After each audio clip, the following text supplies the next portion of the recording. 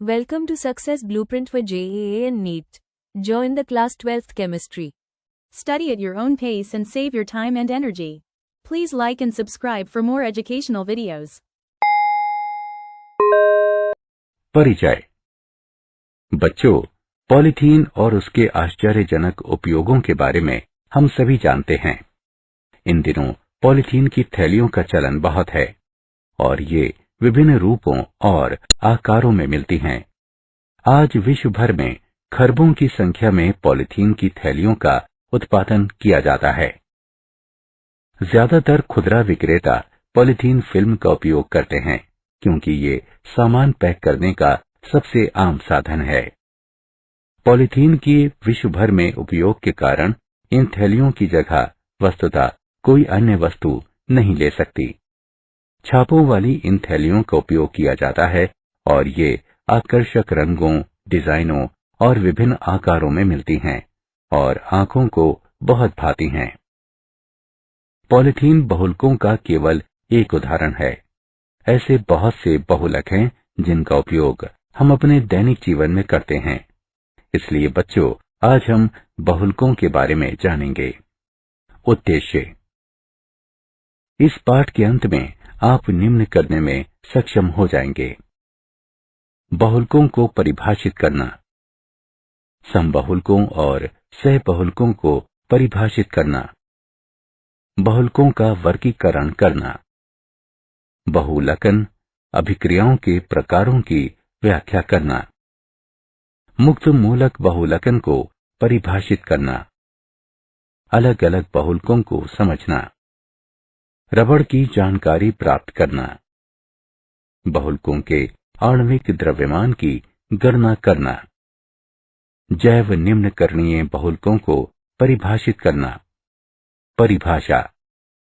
बहुलक बड़ी संख्या में छोटे अणुओं के संयोग से बने उच्च आणविक द्रव्यमान का एक यौगिक होता है।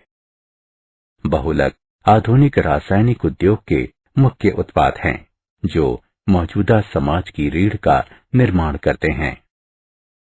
अपने दैनिक जीवन में हम प्लास्टिक की तश्तरियों, प्यालियों, मोटर गाड़ियों के टायरों और सीट कवरों, प्लास्टिक की थैलियों, बरसातियों, रेडियो, टीवी और कंप्यूटर के कैबिनेटों, कपड़े के भारी मात्रा में सिंथेटिक धागों, सिंथेटिक सरेसों, फर्श सामग्री और जैव चिकित्सा तथा शल्य चिकित्सा की वस्तुओं जैसी बहुत सी वस्तुओं का उपयोग करते हैं जिनका आधार बहुलक होते हैं। समबहुलक एवं सहबहुलक। वे लघु अणु जो किसी बहुलक में पुनरावृत्त इकाइयों का निर्माण करते हैं एकलक इकाइयां कहलाते हैं। जिस विधि से एकलकों का बहुलकों में रूपांतरण होता है उसे बहुलकन विधि कहा जाता है। उदाहरण, पॉलीएथिलीन एक बहुलक है जो एथिलीन के बहुलकन से प्राप्त होता है। एथिलीन अणु एकलक इकाइयां कहलाते हैं। पुनरावृत्त संरचनात्मक इकाइयों के स्वरूपों के अनुरूप बहुलकों का दो विस्तृत श्रेणियों में विभाजन किया जाता है। समबहुलक एक ही प्रकार के एकलकों से निर्मित बहुलक समबहुलक कहलाते हैं। उदाहरण, पीवीडीएफ वाइनिटिलीन फ्लोराइड से बनता है। सहबहुलक एक से ज्यादा प्रकारों की एकलक इकाइयों से बने बहुलकों को सहबहुलक कहा जाता है। उदाहरण, ब्यूना एस रबर 1,3 ब्यूटाडीन और स्टायरीन से बनता है। स्रोत के आधार पर बहुलकों का वर्गीकरण। इस प्रकार के वर्गीकरण में 3 उपश्रेणियां होती हैं। प्राकृतिक बहुलक। प्रकृति में ज्यादातर पेड़ पौधों एवं पशु स्रोतों में पाए जाने वाले बहुलक प्राकृतिक बहुलक कहलाते हैं। उदाहरण, पॉलीसैकेराइड्स, प्रोटीन, न्यूक्लिक अम्ल और प्राकृतिक रबर। पॉलीसैकेराइड की तरह बहुलक न्यूक्लिक अम्ल और प्रोटीन जो पेड़ पौधों एवं प्राणियों की विभिन्न जीवन प्रक्रियाओं को नियंत्रित करते हैं कार्बनिक बहुलक कहलाते हैं। अर्ध संश्लेषित बहुलक इनमें से ज्यादातर रासायनिक रूपांतरण कर प्राकृतिक रूप से पनपने वाले बहुलकों से लिए जाते हैं। उदाहरण सेलुलोज डाइएसिटेट। संश्लेषित बहुलक। प्रयोगशाला में तैयार किए जाने वाले बहुलकों को संश्लेषित बहुलक कहा जाता है। उदाहरण पॉलीएथिलीन, संश्लेषित रबर, नायलॉन, पीवीसी एवं टेफ्लॉन। बहुलकों का बनावट आधारित वर्गीकरण। इस प्रकार के वर्गीकरण के अंतर्गत 3 उपश्रेणियां आती हैं। रैखिक बहुलक। इन बहुलकों में लंबी एवं रेखीय श्रृंखलाएं होती हैं। उदाहरण पॉलीवाइनिल क्लोराइड और नायलॉन। शाखित श्रृंखला बहुलक। इन बहुलकों में रैखिक श्रृंखलाएं होती हैं जिनकी कुछ शाखाएं होती हैं। उदाहरण निम्न घनत्व पॉलीथीन एवं ग्लाइकोजेन। तिर्यकबद्ध बहुलक। इन बहुलकों का विरचन सामान्य स्थिति में द्विक्रियात्मक और त्रिक्रियात्मक एकलकों से होता है और इनमें मजबूत विभिन्न रैखिक बहुलक श्रृंखलाओं के बीच सहसंयोजक बंध होते हैं। उदाहरण बेकेलाइट और मेलेमीन। बहुलकन के प्रकार के अनुरूप वर्गीकरण। वर्गीकरण के इस प्रकार के अंतर्गत 2 उपश्रेणियां आती हैं। योगज बहुलक। एकलक इकाइयों का बढ़ती बहुलक श्रृंखला में किसी उप उत्पाद अणु के विनाश के बगैर बार बार योग होता है। बहुलक के एकलक की तरह ही उसका अपना अनुभूति मूलक सूत्र होता है। एकलक असंपृक्त यौगिक होते हैं, आमतौर पर एथिलीन के व्युत्पन्न। उदाहरण पॉलीएथिलीन। योगज बहुलक 2 अलग अलग एकलकों के योगात्मक बहुलकन के मेल से भी प्राप्त हो सकते हैं। उदाहरण ब्यूना एस। संघनन बहुलक। इन बहुलकों का विरचन 2 अलग अलग द्विक्रियात्मक या त्रिक्रियात्मक एकलक इकाइयों के बीच पुनरावृत्त संघनन अभिक्रिया से होता है। इस संघनन बहुलकन अभिक्रिया के साथ साथ जल, एल्कोहल या HCl जैसे सरल अणुओं का ह्रास होता है। उदाहरण नायलॉन 66 का विरचन वसात्मक यानी एडिपिक अम्ल से हेक्सामेथिलीन के संघनन से होता है।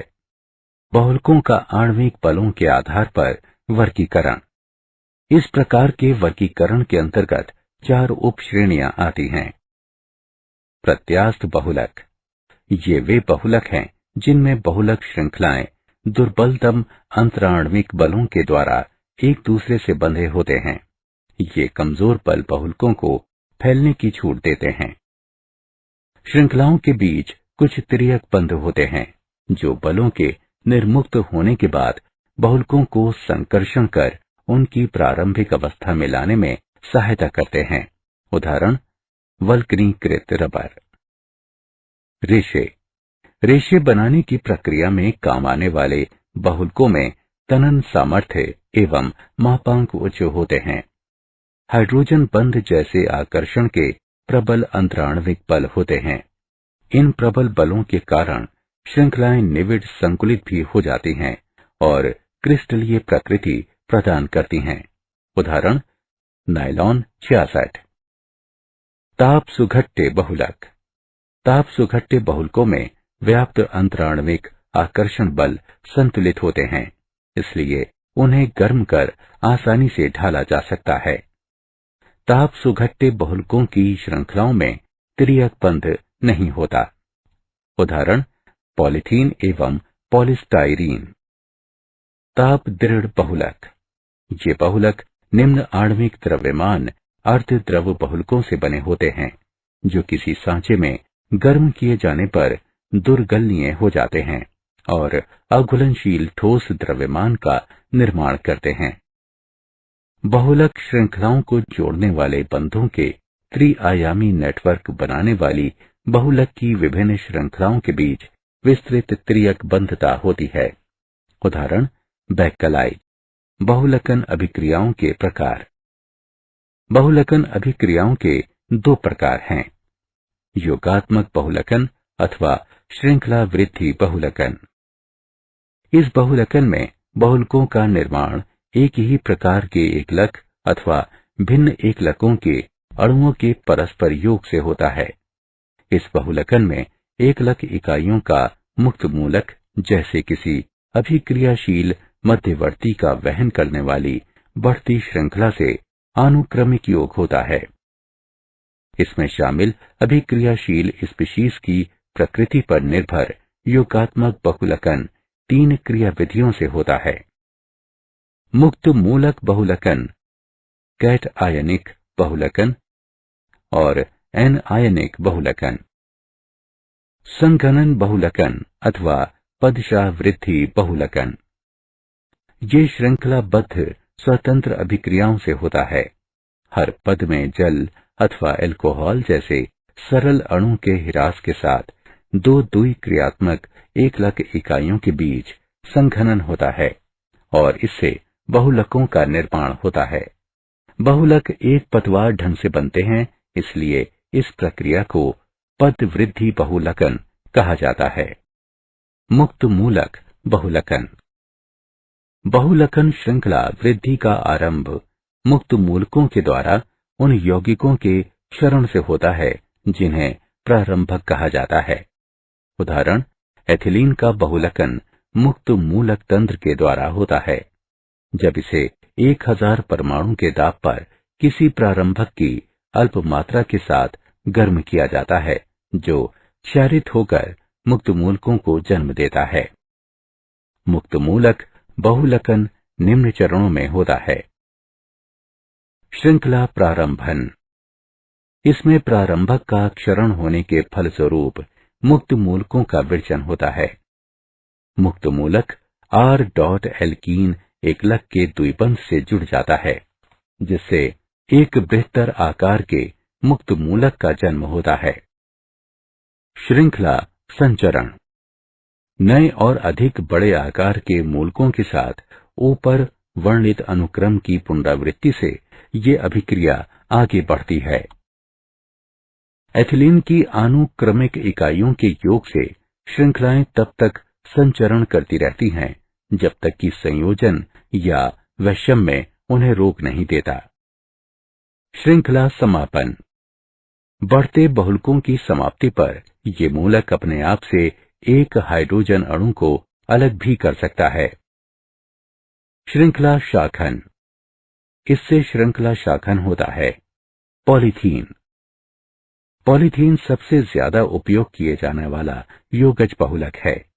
आजकल 2 प्रकार की पॉलीथीन तैयार की जाती हैं और उनके गुण अलग अलग होते हैं। अल्प घनत्व पॉलीथीन। इसे डाई ऑक्सीजन या पेरोक्साइड की उपस्थिति में 350 से 570 केल्विन और 1000 से 2000 परमाणु दाब पर तैयार किया जाता है। इस प्रकार तैयार पॉलीथीन की एक शाखित श्रृंखला संरचना होती है। शाखन के कारण अणुओं की बंधने की क्षमता अच्छी नहीं होती और इसीलिए इसका घनत्व और गलनांक न्यून होते हैं। अल्प घनत्व पॉलीथीन रसायनतः अक्रिय या जड़ होती है। ये कठोर किंतु लचीली और विद्युत की अल्पचालक होती है। इसका उपयोग सामानों के लिए पैकेज के रूप में बड़े पैमाने पर होता है। इसका उपयोग बिजली के तारों के विद्युत रोधन और खिलौनों के निर्माण में किया जाता है। उच्च घनत्व पॉलीथीन। इसका उत्पादन एथिलीन के समन्वयन बहुलकन से किया जाता है। इसमें एथिलीन को सीगलर नट्टा की उपस्थिति में 330 से 350 केल्विन पर गर्म किया जाता है।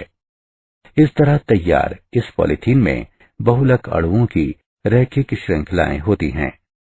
इन श्रृंखलाओं की बंधने की उच्च क्षमता के कारण इस पॉलीथीन का घनत्व और गलनांक उच्च होते हैं। उच्च घनत्व पॉलीथीन एक पारभासी बहुलक होती है।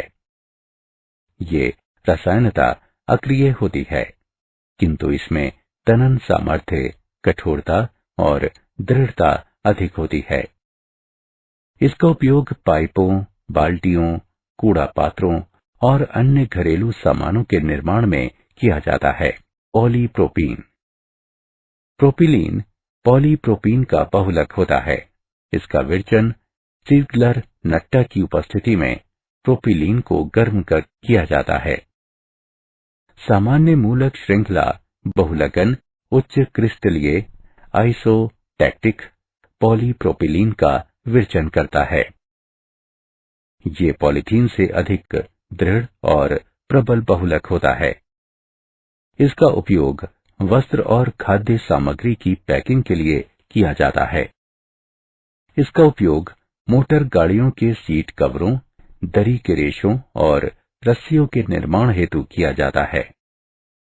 इसका उपयोग पानी के पाइपों और वॉशिंग मशीन के पुर्जों के निर्माण के लिए किया जाता है। मूल्यांकन। आगे बढ़ने से पहले आइए देखें कि आपने क्या सीखा। सही विकल्प को उठाकर उसके संगत स्थान पर रखें। पॉलीटेट्राफ्लोरोएथिलीन यानी टेफ्लॉन। टेट्राफ्लोरोएथिलीन अणु पॉलीटेट्राफ्लोरोएथिलीन की एकलक इकाई होते हैं। इसका निर्माण अमोनियम पेरोक्साइड की उपस्थिति में दाब के अधीन किया जाता है। ये एक अति कठोर पदार्थ है जो ताप, अम्ल या क्षार क्रिया का रोधी होता है। ये बिजली का कुचालक है। इसका उपयोग बर्तन भांडों को अचिपकाऊ यानी नॉनस्टिक बनाने के लिए उन पर मुलम्मा चढ़ाने में किया जाता है। इसका उपयोग सील एवं गैस्केट बनाने में किया जाता है जो दबावों को झेल सकते हैं। इसका उपयोग उच्च क्षमता के विद्युत संयंत्रों के लिए रोधन के रूप में किया जाता है। पॉलीएक्रिलोनाइट्राइल PAN। ये एक संश्लेषित अर्ध क्रिस्टलीय कार्बनिक बहुलक रेजिन है। पेरोक्साइड उत्प्रेरक की उपस्थिति में एक्रिलोनाइट्राइल के योगज बहुकलन से पॉलीएक्रिलोनाइट्राइल बनता है। हालांकि ये ताप सुघट्य होता है, किंतु ये सामान्य स्थितियों में गलता नहीं है। PAN रेशे दाग, रासायनिक पदार्थ, कीट और कवकरोधी होते हैं। इसका उपयोग ऊन की प्रतिस्थापी के रूप में और लोन के उत्पादन में किया जाता है, जिसका उपयोग कपड़े, दरियां और कंबल बनाने में किया जाता है। पॉलीएमाइड। श्रृंखला में एमाइड जोड़ से युक्त बहुलकों को पॉलीएमाइड कहा जाता है। नायलॉन 66। ये वसात्मक एडिपिक अम्ल और हेक्सामेथिलीन डायमीन का एक बहुलक है। इसे बुनाई उपकरणों से किसी चादर या रेशों में ढाला जा सकता है। नायलॉन रेशों का तनन सामर्थ्य उच्च होता है। वे कठोर और अपघर्षण रोधी होते हैं। वे स्वभाव से लचीले भी होते हैं। इसका उपयोग ब्रिस्ल और ब्रशों के निर्माण में किया जाता है। इसका उपयोग वस्त्र उद्योग में दरियां और वस्त्र बनाने में किया जाता है। इसका उपयोग इलास्टिक हौसरी में मरोड़दार नायलॉन के रूप में किया जाता है। नायलॉन 6। ये कैप्रोलैक्टम एकलक से प्राप्त होता है। जल अपघटन के साथ 6 एमिनो कैप्रोइक अम्ल में गर्म किए जाने और गर्म करना जारी रखने पर कैप्रोलैक्टम स्वतः संघनित और बहुलकित हो जाता है, जिसके फलस्वरूप नायलॉन 6 बनता है। इसका उपयोग टायर के तारों, वस्त्रों और रस्सियों के उत्पादन में किया जाता है। पॉलिएस्टर। वे बहुलक जिनमें ईस्टर जोड़े होते हैं पॉलिएस्टर कहलाते हैं। ये बहुलक डायोल के साथ डाई एसिड के संघन बहुलकन क्रिया से तैयार किए जाते हैं। Terylene, Dacron. ये एथिलीन ग्लाइकॉल एवं टेरिफिथैलिक अम्ल की संघनन बहुलकन क्रिया से तैयार किया जाता है। ये बहुलकन जिंक एसिटेट एवं अंजन ट्राइऑक्साइड यानी एंटिमनी ट्राइऑक्साइड युक्त उत्प्रेरक की उपस्थिति में 420 से 460 के ताप पर किया जाता है। टेरिलीन के रेशे दृढ़, क्रीजरोधी, टिकाऊ और अल्प आर्द्रता अवशोषण क्षमता वाले होते हैं। इसका उपयोग धवन और पहनने के कपड़ों, टायर के तारों और सीट बेल्टों के निर्माण में किया जाता है। इसका उपयोग रुई और ऊन का सम्मिश्रण बनाने में किया जाता है, जिससे उनमें निखार आता है और उनकी झुर्रियां तथा कटफट रोधी क्षमता में वृद्धि होती है। फिनॉल फॉर्मेल्डिहाइड बहुलक यानी बेकेलाइट। ये बहुलक क्षारीय माध्यम में फिनॉल और फॉर्मेल्डिहाइड की अभिक्रिया से तैयार किए जाते हैं। बेकेलाइट एक तिर्यकबद्ध ताप दृढ़ बहुलक है। अल्पमान के बहुलकन वाले कोमल बेकेलाइटों का उपयोग बंधक सरेस के रूप में लकड़ी के तख्तों पर परत जमाने के लिए वार्निश और प्रलाक्ष यानी लैकर बनाने में किया जाता है। उच्च मान के बहुलकन से दृढ़ बेकेलाइट बनता है, जिसका उपयोग कंघियां, फाउंटेन पेन के पीपे, ग्रामोफोन के रिकॉर्ड्स, बिजली के सामान और कई अन्य वस्तुएं बनाने में किया जाता है। सल्फोनीकृत बेकेलाइटों का उपयोग गुरु जल को कोमल बनाने के लिए आयन विनिमय रेजिनों के रूप में किया जाता है। मेलेमीन फॉर्मेल्डिहाइड बहुलक। मेलेमीन और फॉर्मेल्डिहाइड के सह बहुलकन से मेलेमीन फॉर्मेल्डिहाइड बहुलक बनता है। मेलेमीन बहुलक बिल्कुल सख्त होता है और इसका उपयोग प्लास्टिक के बर्तन बनाने में किया जाता है। मेलेमीन से बनी प्यालियां, तश्तरियां और अन्य वस्तुएं गिरने पर टूटती नहीं। प्राकृतिक रबर। प्राकृतिक रबर कार्बनिक यौगिक, पॉलीआइसोप्रीन और कुछ अन्य कार्बनिक यौगिकों तथा जल का मिश्रण होता है। ये कुछ पौधों से उत्पन्न दूध या कोलाइट लेटेक्स से मिलता है।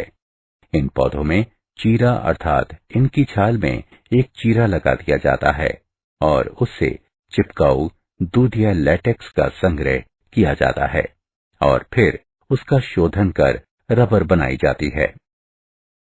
रबर का वल्कनीकरण। ये वो प्रक्रिया है जिसमें रबर में अधिक से अधिक तिर्यक बंध डाले जाते हैं और उसकी बनावट में परिवर्तन किया जाता है, जिससे इसके प्लास्टिक गुण में कमी आती है। इसका चिपकाऊपन कम हो जाता है। इसमें कार्बनिक द्रव्यों के कारण होने वाले फुलाव को रोकने की क्षमता आ जाती है और इसके लचीलेपन में वृद्धि होती है। रबर को गंधक के साथ गर्म किया जाता है। इसका उपयोग मोटर गाड़ी के टायरों के निर्माण में किया जाता है। संश्लेषित रबर। ब्यूटाडाइन अथवा उसके व्युत्पन्नों के बहुलकन से प्राप्त रबर संश्लेषित रबर कहलाते हैं। ये तापरोधी, तेल और विलायक रोधी अधिक लचीले होते हैं और इनमें अपघर्षण रोधन क्षमता अधिक होती है। संश्लेषित रबरों का विरचन। नियोप्रीन। नियोप्रीन क्लोरोप्रीन के मुक्त मूलक बहुलकन से बनता है। ये ताप प्रतिरोधी होता है। ये वनस्पति एवं खनिज तेलों का प्रतिरोधी होता है। इसका उपयोग वाहक पट्टियां, गैस्केट और हौज बनाने में किया जाता है। Buna N. ये 1,3 ब्यूटाडाइन और एक्रिलोनाइट्राइल के सह बहुकलन से प्राप्त होता है। ये पेट्रोल, तेल और कार्बनिक विलायकों का प्रतिरोधी होता है। इसका उपयोग तेल सली और टंकी के लिए स्तर बनाने में किया जाता है। बहुलकों का आणविक द्रव्यमान। बहुलकों के निर्माण के दौरान बहुलकों की श्रृंखलाओं की लंबाई उनके निकट पाए जाने वाले एक लकों पर निर्भर करती है। अभिक्रिया वाहिका में एक लकों की संख्या अलग अलग स्थानों पर अलग अलग होती है, दूसरे स्थान की संख्या से भिन्न होती है। इसलिए किसी बहुलक में विभिन्न लंबाइयों की श्रृंखला हो सकती है और यही कारण है कि आणविक द्रव्यमान हमेशा औसत के रूप में निकाला जाता है। इस औसत को भार औसत आणविक द्रव्यमान कहा जाता है। इस प्रकार के आणविक द्रव्यमानों के अनुपात को बहुपरिक्षेपी सूचकांक यानी पॉलीडिस्पर्सिटी इंडेक्स कहा जाता है। प्राकृतिक बहुलकों में पीडीआई का मान इकाई होती है, किंतु संश्लेषित बहुलकों में पीडीआई का मान इकाई से बड़ा होता है। पीडीआई का उपयोग किसी बहुलक की एकरूपता के निर्धारण के लिए किया जाता है। जैव निम्नीकरणीय बहुलक। जैव निम्नीकरणीय बहुलकों को किण्वक उत्प्रेरित अभिक्रियाओं से छोटे टुकड़ों में तोड़ा जा सकता है। इसके लिए आवश्यक किण्वक सूक्ष्म जीवों द्वारा तैयार किए जाते हैं। श्रृंखला वृद्धि बहुलकों के कार्बन कार्बन बंध किण्वक उत्प्रेरित अभिक्रियाओं के प्रति अक्रिय होते हैं और इसीलिए वे गैर जैव निम्नीकरणीय होते हैं। इन बहुलकों को जैव निम्नीकरणीय बनाने के लिए हमें श्रृंखलाओं में कुछ बंध डालने होते हैं ताकि ये किण्वकों द्वारा आसानी से टूट सकें। किसी बहुलक को जैव निम्नीकरणीय बनाने के लिए बहुलक में हाइड्रोलाइजेबल एस्टर ग्रुप का अंतर्वेशन सबसे उत्कृष्ट विधि है। उदाहरण, अगर मूलक बहुलकन से गुजर रहे किसी एल्कीन में एसिटल मिलाया जाए तो बहुलक में एस्टर ग्रुप का अंतर्वेशन हो जाएगा। बहुलक में उपस्थित दुर्बल कणियों में प्रकिण्व उत्प्रेरित हाइड्रोलिसिस के प्रति सुग्राहिता होती है। पॉलीहाइड्रॉक्सीब्यूट्रिएट को बीटा हाइड्रॉक्सी वैलेरेट। ये 3 हाइड्रॉक्सीब्यूट्रिक अम्ल और 3 हाइड्रॉक्सी पेंटेनाइक अम्ल का एक सहबहुलक है। इसका उपयोग अस्थि विकलांगता को कम करने वाले उपकरणों के निर्माण और औषधों के नियंत्रित मोचन में किया जाता है। किण्वकी क्रिया से इस बहुलक के निम्नीकरण के बाद पीएचबीवी के कैप्सूल में बंद औषध मुक्त होता है। क्या आप जानते हैं, पॉलीथीन का केवल सड़ना शुरू होने के लिए 450 वर्ष की आवश्यकता होती है। फिर इसके पूरी तरह सड़ने में 50 से 80 वर्ष और लग जाते हैं। बोतल बंद पानी का जो मूल्य आप चुकाते हैं उसका 90% अंश प्लास्टिक की उस बोतल पर खर्च होता है, जबकि केवल 10% का खर्च आपको मिले पानी पर आता है। दुनिया भर का मत्स्य उद्योग भारी मात्रा में पॉलीथीन का कचरा महासमुद्रों में फेंकता है। पैकेजिंग, प्लास्टिक के जालों, डोरियों और प्लवनशील पदार्थों समेत हर वर्ष 1.5 लाख टन कचरा पानी में डाला जाता है। सारांश। आइए हमने जो कुछ सीखा है उसे संक्षेप में दोहराएं। एक बहुलक भारी संख्या में सूक्ष्म अणुओं के योग से बना उच्च आणविक द्रव्यमान का यौगिक होता है।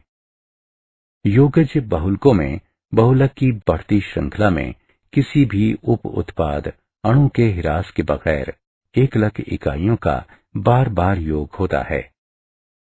संघनन बहुलक 2 अलग अलग द्विक्रियात्मक अथवा त्रिक्रियात्मक एकलक इकाइयों के बीच पुनरावृत्त संघनन अभिक्रिया से बनते हैं। जिन बहुलकों में बहुलक श्रृंखलाएं आपस में दुर्बलतम अंतराण्विक बलों से जुड़ी रहती हैं, उन्हें प्रत्यास्थ बहुलक कहा जाता है। ताप दृढ़ बहुलक अल्प आणविक द्रव्यमान अर्धद्रव्य बहुलकों से बनते हैं, जो किसी सांचे में गर्म करने पर दुर्गलनीय बन जाते हैं और एक अघुलनशील कठोर पिंड बनाते हैं। श्रृंखला के एमिड बंध वाले बहुलक पॉलीएमिड कहलाते हैं। प्राकृतिक रबर कार्बनिक यौगिक पॉलीआइसोप्रीन और कुछ अन्य कार्बनिक यौगिकों तथा जल के मेल से बनता है। For chapter-wise notes, MCQ and mind maps, please visit www.success.org.in or download free mobile app Success Quiz. Please like and subscribe for more educational videos. Thank you.